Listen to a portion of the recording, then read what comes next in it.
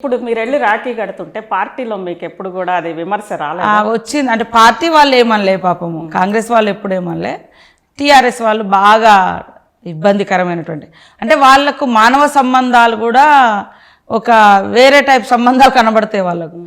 మనుషులము ఒక కొన్నాళ్ళు పనిచేసినప్పుడు ప్రతి వ్యక్తితో బంధాలు అనుబంధాలు ఉంటాయి, రాజకీయ సిద్ధాంతాలు వేరు. ఒక కుటుంబంలోనే ఇవాళ కేసీఆర్ కుటుంబంలో వాళ్ళ అన్న కూతుర్లు, వాళ్ళ అన్న కొడుకులు కాంగ్రెస్ లేకుంటే బీజేపీ ఇక్కడ ఉన్నారు, వాళ్ళ ఫ్యామిలీస్ ఆడున్నారు. అది ఇబ్బంది ఏం కాదు వేరే వాళ్ళకు, మనం ఏమనొద్దు. కానీ వేరే వాళ్ళు ఒక రిలేషన్షిప్లో ఒక మంచితనం ఒక అనుబంధంలో పోతే మాత్రం ప్రతిదీ కూడా వాళ్ళు రాజకీయ ప్రయోజనం కోసం వాడుకోవాలని చూస్తారు. ఇప్పుడు నన్ను కూడా చాలాసార్లు హ్యూమిలేషన్ చేయడము, లేని అంటగట్టడము, మార్పింగ్ చేసి ఇవన్నీ సైడ్ కూర్చొని ఎంతసేపు నా వ్యక్తిత్వ హననం జరగాలి, నా క్యారెక్టర్ను తగ్గించి చూపించాలని, తద్వారా రాజకీయ ప్రయోజనం పొందాలి. ఇది నీచమైన సంస్కృతి ఎవరు అవలంబించిన.